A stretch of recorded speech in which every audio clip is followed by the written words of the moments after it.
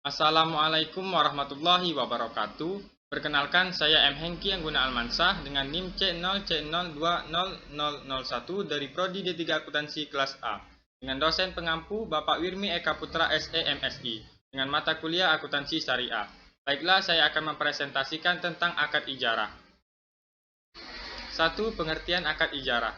Ijarah berasal dari bahasa Arab yang memiliki makna imbalan atau upah, sewa atau jasa. Istilah ijarah pada umumnya digunakan dalam perbankan syariah. Secara makna dan konteksnya dalam perbankan, ijarah adalah pemindahan hak guna suatu barang dengan pembayaran biaya sewa tanpa diikuti pemindahan kepemilikan atas barang tersebut. Singkat kata, ijarah berarti menyewa suatu tanpa maksud memilikinya. Ijarah identik dengan akad jual beli. Namun demikian, dalam ijarah kepemilikan barang dibatasi dengan waktu. Secara harfiah, al-ijarah bermakna jual beli manfaat yang juga merupakan makna istilah syar'i. Al-ijarah bisa diartikan sebagai akad pemindahan hak guna atas barang atau jasa dalam batasan waktu tertentu melalui pembayaran upah sewa tanpa diikuti dengan pemindahan kepemilikan atas barang. 2. Jenis akad ijarah. Terdapat dua jenis ijarah berdasarkan objek yang disewakan, yaitu 1. Ijarah manfaat. Ijarah jenis ini memiliki objek sewa berupa aset yang tidak bergerak seperti rumah, kendaraan, pakaian, perhiasan, dan lain sebagainya. 2. Ijarah pekerjaan. Ijarah atas pekerjaan mengarah kepada objek sewa yang berbentuk pekerjaan atau jasa, yakni seperti menjahit baju, memperbaiki barang, membangun bangunan, mengantar paket, dan lain-lain. Sementara berdasarkan PSAK nomor 107, ijarah terbagi ke dalam beberapa jenis, yaitu 1. Ijarah asli. Ijarah asli adalah transaksi sewa menyewa terhadap objek ijarah yang dilakukan tanpa ada perpindahan hak kepemilikan atas aset atau barang tersebut.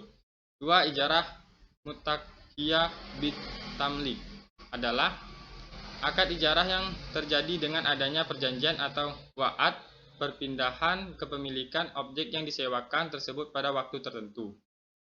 3. Jual dan ijarah. Transaksi ijarah ini dilakukan saat objek ijarah yang telah dijual kepada pihak lain kemudian disewa kembali karena penyewa atau pemilik sebelumnya masih membutuhkan manfaat yang ada di objek tersebut. 4. Ijarah lanjut. Ijarah lanjut merupakan kegiatan menyewakan lebih lanjut barang atau aset yang sebelumnya telah disewa dari pemilik kepada pihak lain. 3. Dasar syariah. 1. Al-Quran. Jika mereka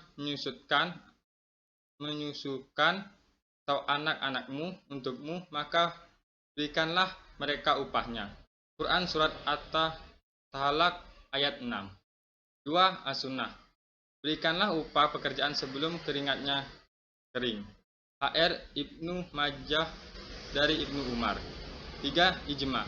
Ulama Islam pada masa sahabat telah berijma bahwa ijarah dibolehkan sebab bermanfaat bagi manusia. 4. Perlakuan akuntansi PSAK ED 107.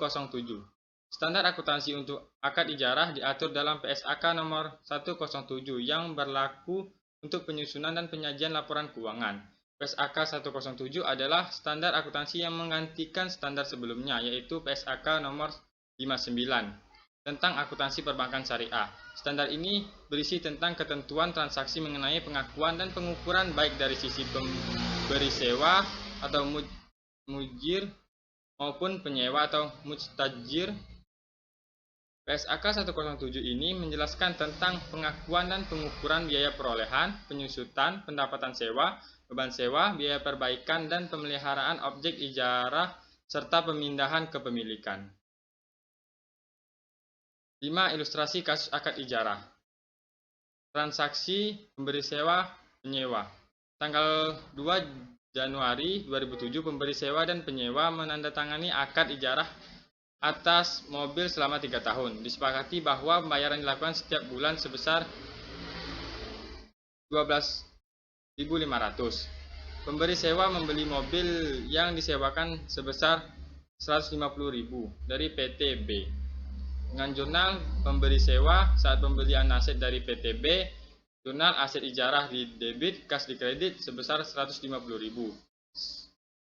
Saat menerima pendapatan dari penyewa, jurnalnya kas di debit, pendapatan sewa di kredit sebesar 12.500. Untuk jurnal di penyewa, beban sewa di debit, kas di kredit sebesar 12.500. Setiap penerimaan pendapat sewa pada awal bulan, pemberi sewa menjurnal kas debit pendapatan sewa di kredit sebesar 12.500. Penyewa menjurnal beban sewa di debit, kas di kredit sebesar 12.500. Pada akhir periode dilakukan alokasi untuk beban depresiasi selama 5 tahun sesuai masa manfaat mobil dengan metode garis lurus. Pemberi sewa menjurnal beban penyusutan di debit, akumulasi penyusutan di kredit sebesar 30.000. Penyewa tidak menjurnal. Penyajian pada akhir tahun pertama untuk aset ijarah. Pemberi sewa aset ijarah 150.000, akumulasi penyusutan 30.000, jadi 120.000. Penyewa tidak menjurnal. Pada saat akhir kontrak aset ijarah dikembalikan kepada pemberi sewa sehingga dibuatkan ayat jurnal reklasifikasi. Pemberi sewa menjurnal aset non-kas atau EKS ijarah di debit sebesar 150.000 dan aset ijarah di kredit sebesar 150.000. Penyewa tidak menjurnal. Demikianlah hasil presentasi saya. Jika ada kesalahan kata, saya mohon maaf. Saya akhiri dengan wassalamualaikum warahmatullahi wabarakatuh.